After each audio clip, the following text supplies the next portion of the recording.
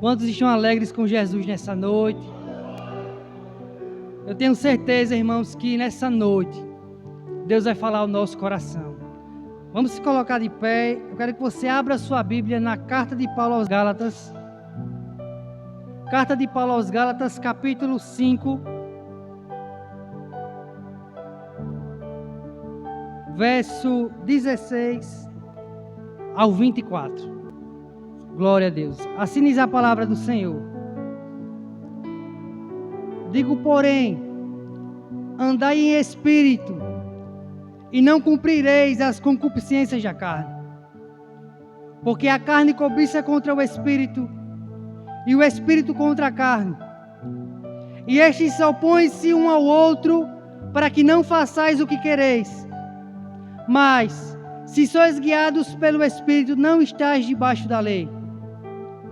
Porque as obras da carne são manifestas, as quais são prostituição, impureza, lascívia, idolatria, feitiçarias, inimizades, porfias, emulações, iras, pelejas, dissensões, heresias, invejas, homicídios, bebedices, glutonarias e coisas semelhantes a estas, acerca das quais vos declaro, como já antes vos disse, que os que cometem tais coisas não herdarão o reino de Deus.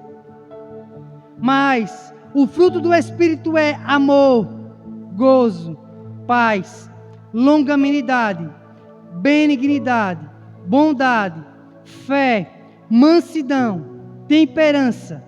Contra essas coisas não há lei. E os que são de Cristo crucificarão a sua carne com as suas paixões e concupiscências.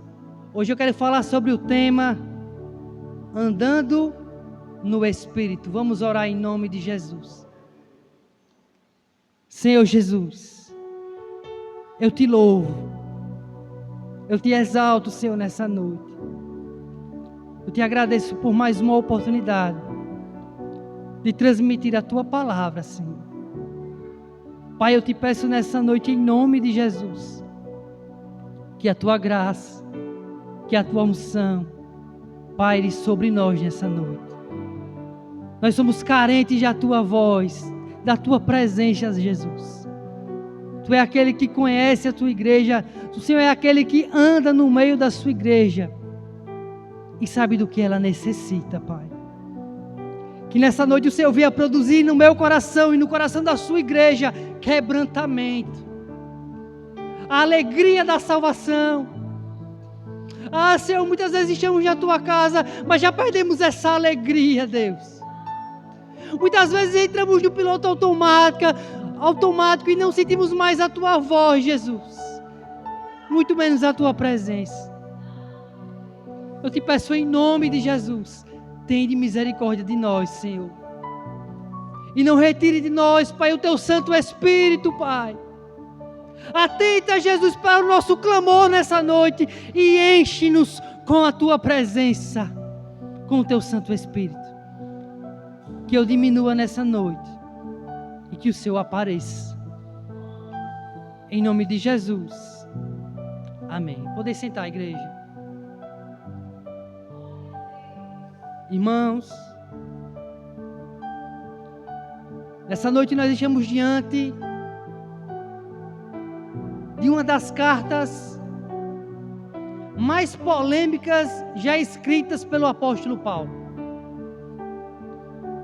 Paulo havia pregado para os cristãos da Galácia, e eles haviam recebido o evangelho com alegria. Mas quando o apóstolo Paulo sai daquele lugar, infiltraram-se dentro da igreja falsos mestres, que eram chamados de judaizantes, e eles começaram a perverter o evangelho pregado por Paulo. Para aqueles homens, só a fé em Jesus não era suficiente para a salvação. Para que aqueles crentes gentios fossem salvos, eles precisariam também observar a lei de Moisés. E Paulo, quando sabe dessa notícia, irmãos, ele fica pasmo, porque tão depressa aqueles homens tinham migrado para um outro evangelho, que não era o evangelho de Cristo. E o apóstolo Paulo agora escreve essas cartas com dois objetivos. O primeiro objetivo: defender o seu apostolado. Porque Paulo entendia, irmãos, que ele não tinha sido chamado por homens, ele tinha sido chamado pelo próprio Deus. Aleluia! Mas em segundo lugar, sinto Deus nessa noite, irmãos, aqui. Ele não só defendeu o seu apostolado, ele defendeu a sua teologia. E ele pregou e afirmou que o justo viverá pela fé. Nenhuma, irmãos, entenda nessa noite, nenhuma ação humana pode dar o direito que ele venha ir para o céu. Não, nós podemos fazer a maior obra aqui na terra, mas não é por essas obras que nós somos salvos. A salvação não é algo que eu vou ostentar, mas é um presente dado pelo próprio Deus. Aleluia! É pela graça. Isso não vem de nós, é dom de Deus. Não vem de obras para que ninguém se vanglorie. E eu não quero sair do tema nessa noite, mas eu estou mostrando a você o contexto disso tudo. Em que cenário o apóstolo Paulo escreveu essa carta? Os cristãos que outrora estavam alegres recebendo o evangelho, agora estavam se desviando do evangelho de Jesus. Eles estavam cegos espiritualmente. E essa carta, ela pode ser dividida em 3 partes. O capítulo 1 e 2, Paulo defende o seu apostolado. Como eu falei aqui, ele defende que foi levantado não por vontade humana, mas pela vontade de Deus. Os capítulos 3 e 4, Paulo faz uma defesa doutrinária do Evangelho, afirmando que a salvação não é conquistada pelas obras da lei, mas pela graça, e que a fé em Jesus era suficiente para ser salvo.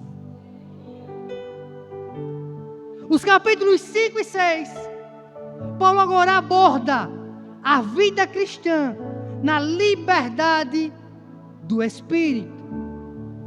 E o tema nessa noite é justamente falar sobre andar em Espírito, que está no capítulo 5 dessa carta. O verso 16. A vida cristã, igreja, é um campo de batalha. E se você não entender isso, você vai ficar perdido. Há uma luta entre a sua velha criatura e a sua nova criatura. Há uma batalha espiritual acontecendo no momento que eu estou pregando aqui. E a vontade de Satanás é que você não entenda a mensagem do Evangelho. Há uma luta interior, irmãos. Há um conflito. A carne representa quem somos. Quem somos por natureza natural, por nascimento natural. E o Espírito, o que nos tornamos pelo novo nascimento. Ou seja, quando nós não conhecíamos a Deus, nós vivíamos entregue a todas as obras carnais. Satanás era o Senhor da nossa vida, ainda que a gente não entendesse dessa forma. E por ser o Senhor da nossa vida, nós fazíamos a vontade dEle. Mas quando o amor de Cristo nos alcançou, agora o velho homem foi sepultado e nasceu um novo homem. E esse novo homem quer agradar ao Senhor Jesus. E qual é o objetivo? E qual é o nosso desafio, melhor dizendo? É é permanecer aquele velho homem crucificado na cruz. Todos os dias, nós precisamos matar a nossa velha natureza. Porque Paulo fala que só há uma maneira de vencer a carne, andando no Espírito. Se você não andar no Espírito, irmãos, as obras da carne vão se manifestar na sua vida. E é por isso que muitas pessoas estão na igreja, mas estão entregues à prática do pecado. Por que, irmão Jackson? Porque não estão andando no Espírito. São cristãos nominais, mas são carnais. Chegaram ao Evangelho, mas não chegaram a Cristo. E Paulo diz uma maneira de conseguirmos. Gálatas 5,16: andeis no Espírito e não satisfareis os desejos da carne. Se eu e você andarmos no Espírito, nós não vamos fazer a vontade do nosso velho homem. Não há como isso acontecer, igreja. Se nós andarmos no Espírito, quem vai agora comandar a minha vida é uma pessoa convertida, que tem a mente de Cristo, que tem olhos puros, que tem um coração transformado, quebrantado, regenerado pela palavra.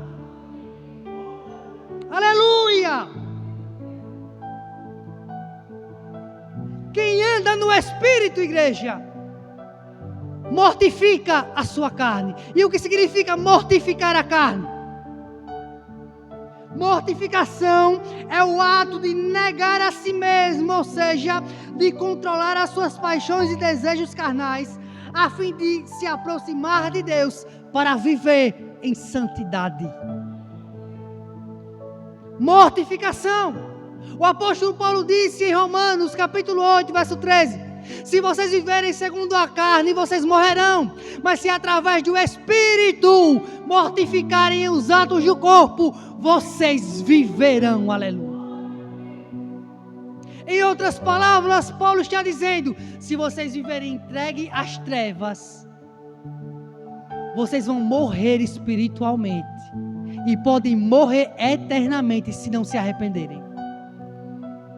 Mas se com a ajuda do Espírito Santo, vocês refrearem essas inclinações, matarem o seu velho homem, vocês viverão. Viverão não só aqui, viverão para o projeto de Deus. Viverão aquilo que Deus quer que vocês vivam. Não há como, igreja, não há nenhuma probabilidade de eu fazer a vontade de Deus se eu ainda estou na carne. Como eu vou fazer a vontade de Deus se eu não tenho dado legalidade ao Espírito Santo de Deus? Igreja, isso é muito sério. É muito sério. A nova criatura vive constantemente em guerra com a sua velha criatura. E Paulo diz em Gálatas 5,17: porque a carne cobiça contra o Espírito e o Espírito contra a carne, e eles se opõem um ao outro, para que não façais o que quereis. Você está em uma batalha. Mas a pergunta que eu te faço nessa noite é: que armas você tem guerreado essas guerras? Porque se for pela força do seu braço, você nunca vai prevalecer. Se a batalha é espiritual, se a guerra é espiritual, nós precisamos das armaduras de Deus na nossa vida. Nós precisamos ainda mais do Espírito Santo guiando o meu ser e o teu ser. Por isso é preciso se sujeitar ao Espírito Santo. Em outras palavras, eu preciso me entregar ao Espírito Santo de corpo inteiro. Deus não te quer pela metade, aleluia. Deus não te quer cocheando em dois pensamentos. Deus quer de você e de mim uma posição nessa noite, aleluia. A sua alma depende disso, glória a Deus. Não brinque com as coisas de Deus. Não brinque com as coisas de Deus. A sua vida está em jogo, aleluia. E Paulo diz em Gálatas 5,18: mas se sois guiados pelo Espírito, não estáis debaixo da lei. Se vocês andarem no Espírito, vocês não estarão sob maldição. Porque ninguém consegue praticar a lei, ninguém consegue cumprir os mandamentos. O papel da lei não é cumprir, é revelar o nosso pecado, aleluia. Pegar na nossa mão e nos levar para Cristo, aquele que cumpriu toda a lei, glória a Deus. É por isso que você não é salvo por obras. Se dependesse de você a salvação, você nunca seria salvo. Nunca dependeu de você. Foi Ele que se entregou no madeiro, irmãos. O pecado de toda a humanidade estava sobre o Filho de Deus. O pecado mais sombrio, mais nojento, mais sujo, estava sobre os seus ombros. E aquele que era puro ficou contaminado por amor de nós. Oh Deus. Deus é tremendo, irmãos. E o apóstolo Paulo passa agora a tratar as obras da carne na vida daqueles que dão legalidade. Por quê? Porque se vocês andam na carne, as obras vão acontecer. E ele dá uma listagem dessas obras carnais. E eu posso dividir essas obras carnais em 5 grupos. O primeiro grupo: pecados sexuais, prostituição, impureza e lascívia. E o que é prostituição? Vem da palavra grega porneia, que refere-se a toda sorte de pecados sexuais, seja adultério, fornicação, masturbação, incesto e homossexualidade. Quando Paulo escreveu essa carta, irmãos, havia uma prática comum naquele mundo gentílico. Eles estavam entregues a toda a sorte de pecados. E a sua mente nem sentia isso, porque estava cauterizada pelo pecado. O sexo fora do casamento era normal para aquele povo. Ser casado e ter outras mulheres e vice-versa era normal para aquele povo. Ter relação sexual do mesmo gênero era normal para aquele povo. O pecado já era uma coisa normal. Mas Deus, irmãos, não trata o pecado com brincadeira. O pecado é uma maldição na vida daqueles que o praticam.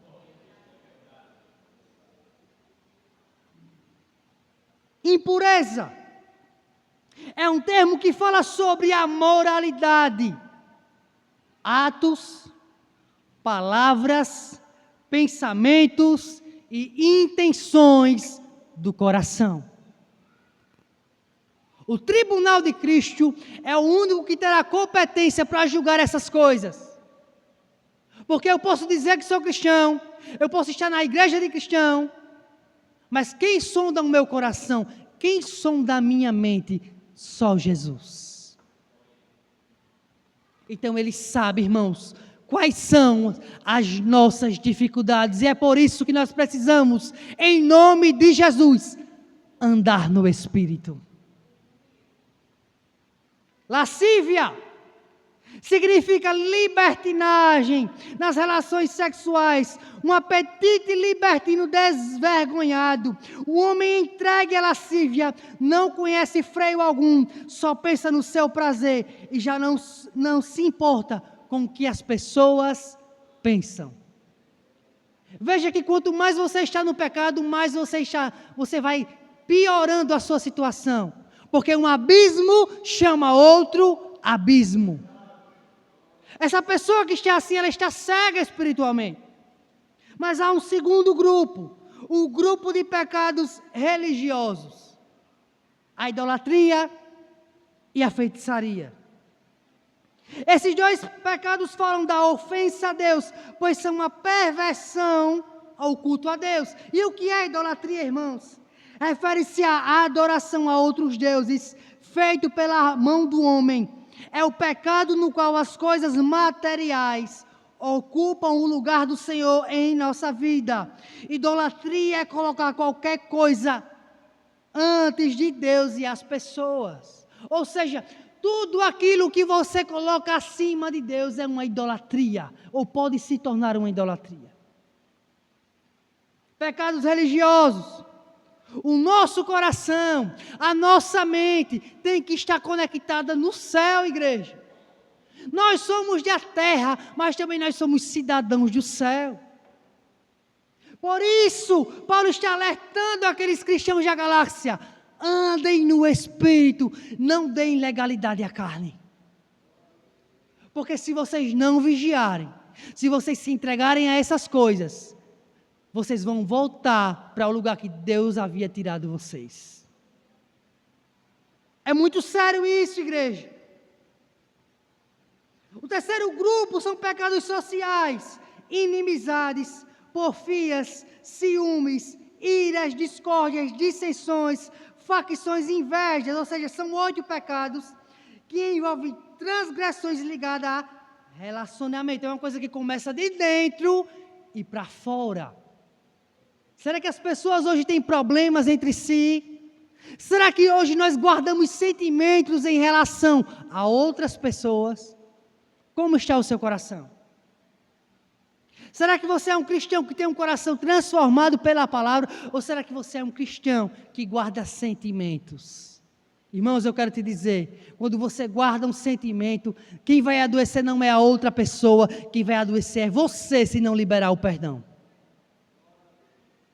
Não guarde nada que não te edifica no seu coração, irmão. Mas também, em quarto lugar, nós temos os pecados pessoais, bebedices e glutonarias e coisas semelhantes a estas. Estão relacionadas à falta de domínio próprio, ou seja, na área da comida e na área da bebida. Já percebeu que todas as vezes que a gente não consegue resolver um problema, a gente é inclinado a comer ou a beber? Todas as vezes que nós estamos ansiosos demais, em vez de nós entregarmos a nossa ansiedade e os nossos problemas a Deus, nós muitas vezes começamos a entregar aquilo que comemos e bebemos. Os teus problemas precisam estar na mão de Deus, igreja. Você não tem poder para resolver os seus problemas. As pessoas não têm poder para resolver as suas questões. Só Deus pode resolver as nossas questões. Então entregue a Ele todas as suas dificuldades. Mas há um quinto grupo: o julgamento para os que vivem na carne. Gálatas 5:21. A respeito dos quais vos declaro, como já outrora vos preveni, que não herdarão no reino de Deus o que tais coisas praticam. Paulo não está falando aqui de um ato pecaminoso, não está falando de um acidente, porque nós somos inclinados a pecar. Paulo está tratando aqui de pessoas que vivem entregues à prática do pecado. Em outras palavras, o apóstolo Paulo está falando de pessoas que têm o pecado como um estilo de vida em sua vida. É para essas pessoas que Paulo está alertando. Se vocês continuarem assim, há uma grande probabilidade de Jesus voltar e vocês não subirem. É muito sério isso aqui. Veja agora uma mudança, irmãos. De obras para fruto. Ele agora faz um contraste. Ele mostra primeiro as pessoas que vivem na prática do pecado, mas ele mostra agora os frutos do Espírito na vida de uma pessoa que vive guiada pelo Espírito Santo. Gálatas 5:22 e 23. O fruto do Espírito é amor, alegria, paz, longanimidade, benignidade, bondade, fidelidade, mansidão e domínio próprio. São 9 partes do fruto, porque quando você lê a palavra, você vai ver que Paulo está falando de fruto no singular, não frutos. É como se um fruto tivesse 9 partes que precisam ser trabalhadas na nossa vida. Assim como uma mulher que está grávida gera uma criança em 9 meses, Deus quer gerar essas 9 partes dos frutos em nossa vida. Nós precisamos, igreja, ser guiados pelo Espírito, e só assim, esses frutos que não são produzidos por nós, vão começar a aparecer na nossa vida. Há uma grande diferença. E nós podemos também dividir esses frutos do Espírito em 3 partes. A primeira é a atitude do cristão para com Deus, que está relacionado a amor, alegria e paz. A segunda é a atitude do cristão para com outras pessoas, que está relacionada ao fruto de longanimidade, benignidade e bondade. E em terceiro lugar, a atitude do cristão para com ele mesmo, fidelidade, mansidão e domínio próprio. Quando ele olha para esses frutos, Paulo agora em seguida escreve: e os que são de Cristo crucificarão a sua carne com as suas paixões. O que o apóstolo está dizendo aqui nessa noite? Ele está falando, em outras palavras, quem nasceu de novo verdadeiramente vai matar todos os dias a sua velha natureza, vai todos os dias crucificar o seu velho homem. Ele não vai mais alimentar a vida carnal que ele tinha, ele vai alimentar o Espírito. E como, irmão Jackson, eu alimento o meu Espírito? Lendo a palavra, orando, tendo o meu relacionamento diário com o Senhor Jesus. Essa é a única maneira que você tem de não dar legalidade à sua velha natureza. E é uma escolha muito individual essa, irmãos. É uma escolha pessoal. Você precisa decidir isso. Deus, se você decidir viver para Ele, Ele vai te dar escape em todos os momentos de dificuldade que você vai ter. Ele é o nosso escape. Ele é o nosso socorro bem presente. No momento da adversidade. Agora, se eu ouvir a palavra, se eu frequento a igreja todo culto, mas não quero mudar de vida, como o Espírito Santo vai trabalhar na minha vida? Então não adianta apenas estar na igreja, é preciso ser igreja, tanto aqui como lá fora. Em Gálatas 5:25 ele diz: se vivemos no Espírito, andemos também no Espírito.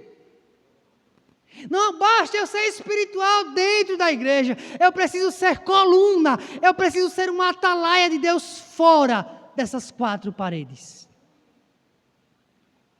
E quando de fato eu me entregar de corpo e alma para Cristo, essas coisas vão acontecer automaticamente na minha vida. E o fruto do Espírito Santo vai começar a nascer dentro do meu interior. E aquela pessoa que era irada vai começar a ser mais longânima.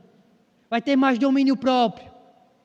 E aquela pessoa que vivia com raiva agora vai ter mais amor pelas pessoas. Porque não é dele esse amor, é Deus, é de Deus esse amor. Quantos estão entendendo aqui nessa noite?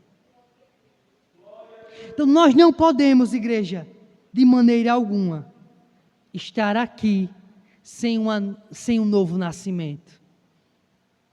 As pessoas não estão interessadas naquilo que nós falamos, elas estão observando mais a nossa conduta. Porque eu posso falar de Jesus, eu posso pregar sobre Jesus, mas desfazer tudo isso com a minha vida.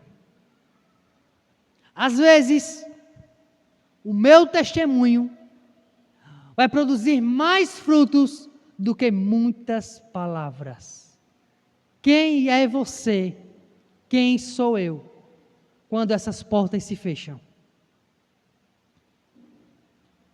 Nós temos dado legalidade a quem? A Deus? Ao Espírito Santo? Ou será que nós temos dado legalidade à carne?